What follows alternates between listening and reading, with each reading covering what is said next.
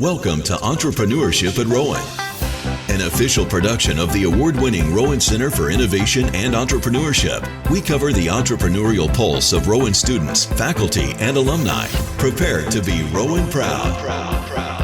Hello, this is the Entrepreneurship at Rowan podcast, and I'm your host, Antonia Nuzzolo. Today, we're talking with Tanvi Koduru from 3D Confectionery. She is a friend of mine. She has an awesome company, and I'm so stoked to talk about her business today. Thanks so much for coming on, Tanvi. Hi, thank you so much for having me. I'm so excited to do this.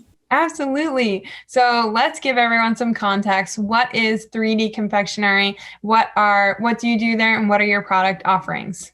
Sure. So 3D Confectionery is my startup. It is a 3D food printing company that currently sells gifting such in the form of chocolates. So we do like birthday cake toppers and things like that. But our main focus is chocolate gifting and like gift boxes and selling them for corporate gifting or for weddings. Yeah, they're so cute. So Tanvi had 3D printed my name in chocolate and sent it to me, and it was in script. It was beautiful, and I could put it on a cake or just eat my name straight, but it was super cute. And I know we're going to talk about this a little later, but you do like customized designs for maybe like a business's logo or really anything somebody could imagine, right? We do a lot for like corporate gifting. So it's like a food safe 3D chocolate printer, and then it prints out the designs that you ask it to. So it can get really intricate and really customized. When did you first learn about 3D printers? And I believe that they're pretty interesting to you. So what about them, when you first learned about them, was so interesting? So I first learned about 3D printers, I think when I was 13. I was looking into, potential like interests and what I would like to kind of do in high school and in college, which is very young to be looking into that. But I think we all get curious and kind of end up on social media or YouTube trying to figure those kinds of things out, just figuring out our interests. And I came upon a video that had 3D printed organs. So it was like biotechnology where you can like 3D print an organ, and it can be from your own DNA and it can really replicate your organ. So the interesting thing about that though is like, while it can replicate like your organ, it might not have learned everything that your organs had learned. So that's why like brains can't fully be reprinted yet, but that I know of. But anyways, in the suggested videos, there was a 3D food printer for 3D printed food, and that was Foodini, and it was the first 3D food printing video that I had ever seen. So once I saw that, I really got hooked onto this idea of integrating technology and what I love most in this world, which is food, besides my dog. And I really got excited about combining the two together. And I was like, I want to play with this printer. I want to go use it. Like, where can I go use it? So the more and more I looked into it, I realized that the only place I could go, at least at the time, was Barcelona, which is where this printer had like started. And I was really hoping for a space where people could come in person and like play with these printers, because I wanted to do that. So with that, my idea kind of formed of, okay, I open a 3D food printing cafe where people can come in and kind of experience this printer. Wow. So that was at 13 that you were thinking that. You were thinking, maybe I'll get into the 3D printing organ business, or maybe 3D printing chocolate. You chose chocolate. So what were your first steps into making that dream a reality? So I think my first steps were definitely just talking about it as much as I could with the people I knew. So my friends definitely thought I was nuts, as did my family. But my parents have always been really supportive of me. So it was really great to like kind of keep running this idea by them, and then like keep encouraging me to pursue it in whatever way I could.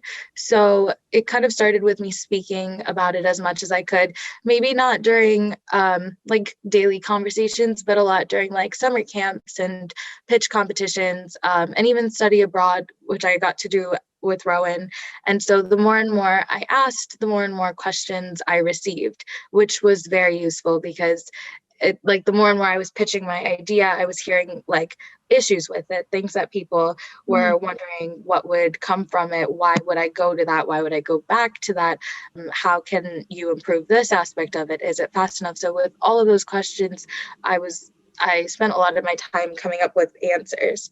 I know a lot of budding entrepreneurs and people who have ideas are wary of sharing those ideas for fear that somebody could take that idea and run with it and start the business and, steal their dream. So when you were talking with all these different people about your idea, was that something that ever crossed your mind? And would you be more careful if you could do it again, or does it not matter how much you share the idea?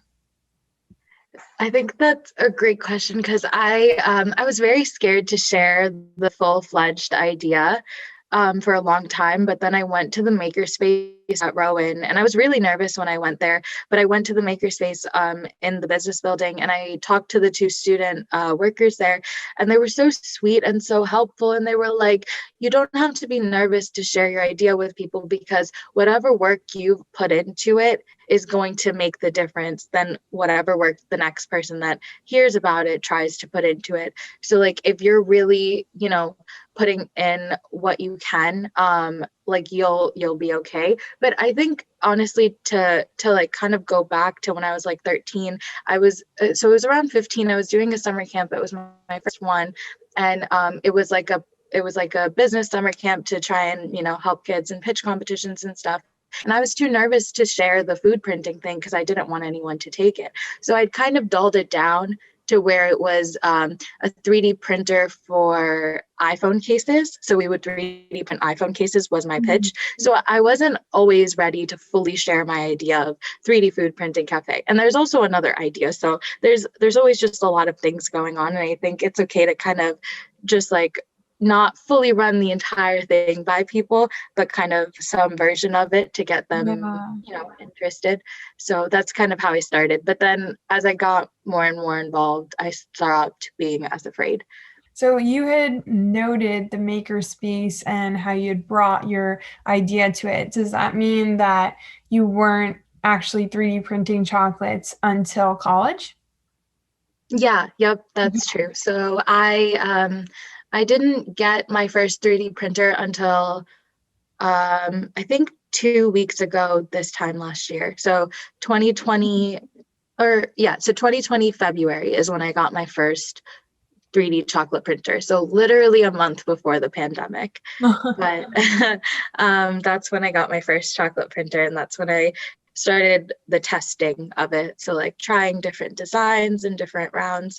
But it was really cool because as small as it was and as simple as it was, and there was a pandemic, so there wasn't much to sell, it had just hit, I felt like it had this little like superhero power with me in my home. I was just like messing around with something that would eventually kind of kick off into something fun and exciting. I want to go back to your first customers though. How did you get those first clients? I guess I'll go with the timeline kind of. So yeah. I started in February and March, got the printer, trying to get used to the pandemic, but I was still printing. So as the months continued, I did some Mother's Day orders, some names, and some Father's Day orders. I did the Mother's Day orders first, and I created as much content as I could. And I created my website so that everything was up there, it was out there, and if people were looking for me, they could buy from me. I wasn't able to ship back then because I hadn't figured out my packaging. So I limited it to New York and New Jersey as far as I was willing to drive to drop off these orders. I really built up as much content as I could from that. So those printing of the names and the Mother's Day orders, I think, was pretty much free. I was just doing it for content and stuff. And then for Father's Day, I think I made around $200 with cake toppers and selling like the cake and the cake toppers and a couple other things that people wanted. So that went pretty well.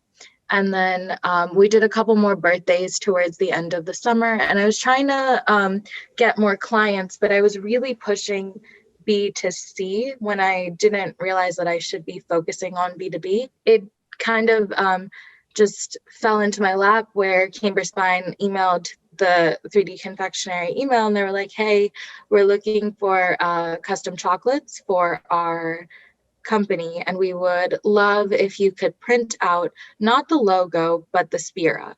And so Cambridge Spine 3D prints medical devices for spine replacements, and they print them out and kind of give options to the surgeons. This is at least from what I understood.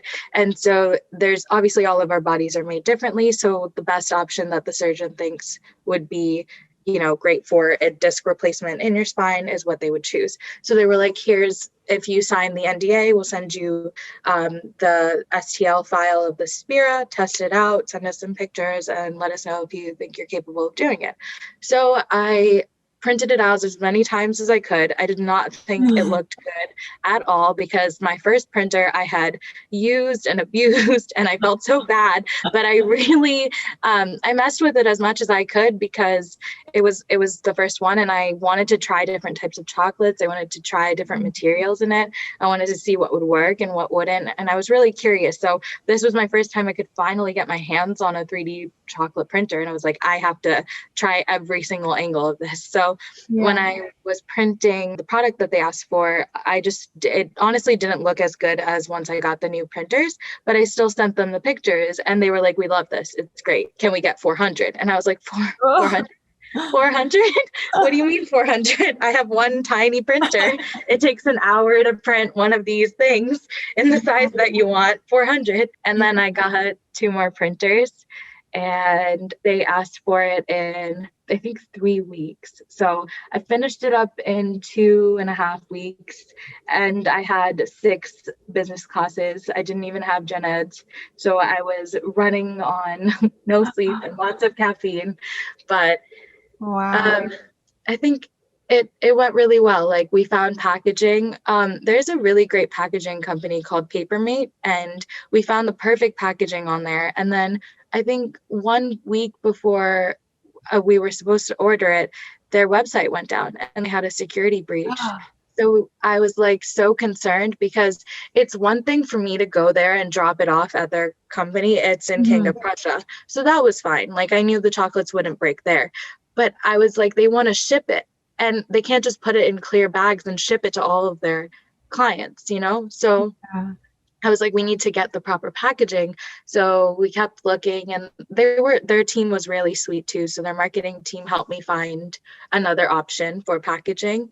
And then we chose that one. And I like that company a lot, actually. It's called A Specialty Box, and they have really great packaging. So surely growing 3D Confectionery hasn't always been smooth sailing. What are 1 or 2 of the company's biggest obstacles so far? One of the biggest obstacles is, and always will be, time. As much as you can reduce the time of a 3D printer, the more profit that you make, obviously, because the more you can print, the more you can sell. So I would say that the biggest obstacle so far has been how long the printers take to print. And I would say these are pretty fast 3D chocolate printers. They print at a pretty good rate. It's just that, like any machine, they could print faster, they could go faster. So definitely having more equipment or printing at a faster pace would is an obstacle and would be an improvement to the business model itself. And I think the second biggest obstacle would be me finding my business model. I used to run at least the entrepreneurship club on campus. So every time a speaker would come, my first question would be, what's your business model? And then they would kind of either say it right away or stumble on it because they had a little bit, different tactics to it, or they had like a bunch of different ways that they get revenue, or they would say that it changes all the time. And then I'll ask them, how did you come to this point? Like, how did you come to this point where you got this business model? And there was never an answer that made sense. And it was so frustrating because I just wanted to know what my business model would be. I was like, okay, what do I do? Do I do B2C? Do I do B2B? Do I sell the product? Do I sell the fact that we can, create the designs, the CAD designs that are a little different for food. They're not heavily different or anything. And you could pretty much print everything the same as you would with a plastic printer. But I would just keep wondering, like, how do I find my business model? Like, where is it? Which book is it in? So it's not fully developed still, but at a certain point, I realized that this is something that's working. So we're going to keep pushing it. And then we're going to keep looking for other things too. So when B2B worked with Camber Spine, I kept pushing it. And I kept trying to get more companies to purchase the kind of corporate side of it. And then with cafes and stuff, I keep wanting to partner with cafes, but they're just so busy. It's not even their fault, but they're just so busy as businesses that it's really difficult for them to take on and integrate another business into their own business. So I've really been trying to figure out how to work that into it, and then kind of playing around with, like, if I could integrate printers into cafes, then would I be able to sell the service of, customer service to them? So there's always new business models kind of developing in the background, I think, for all businesses. And that's going back to, like, the business is like water and you have to keep adjusting and readjusting. But I think finding that first business model was a very big obstacle, because I had the idea of a 3D food printing cafe. No one was really willing to pay for a cafe space yet. So we had to start somewhere. And I think selling chocolate was a good place to start.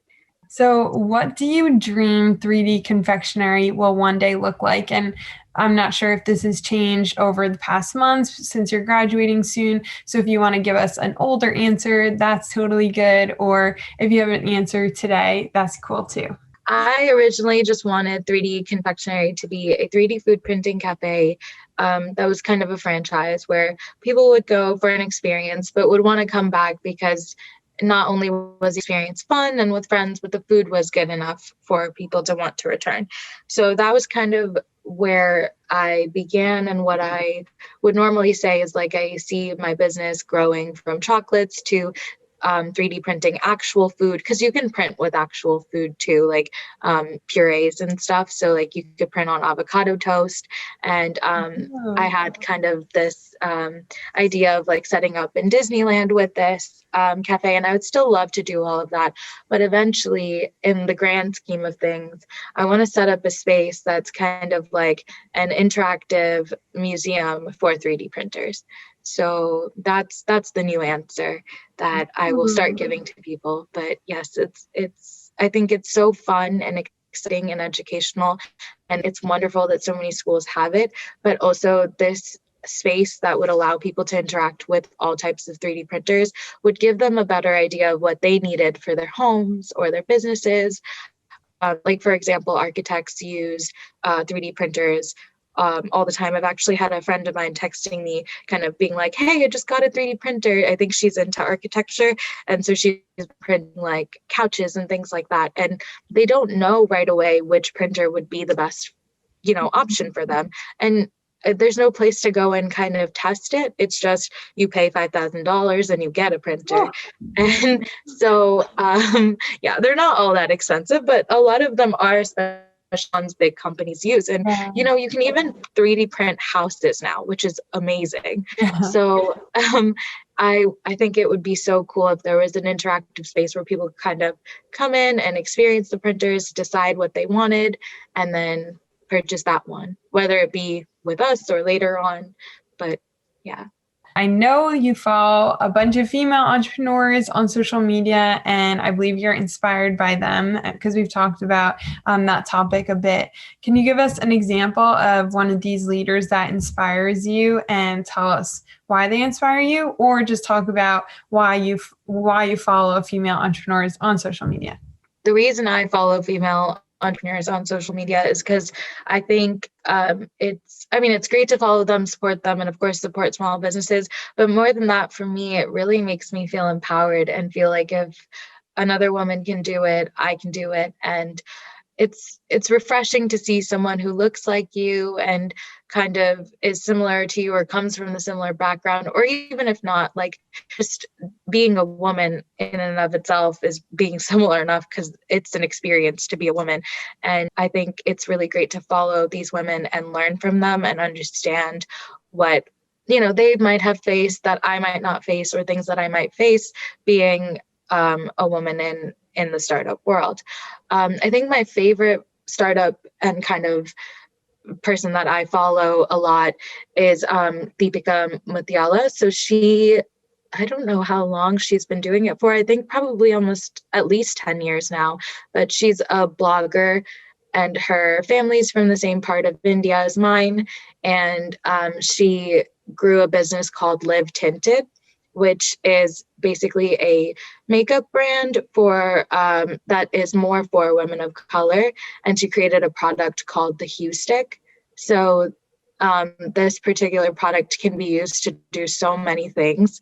And I think it's so cool that she created it to kind of be so many different types of makeup, but also to cater to women of color.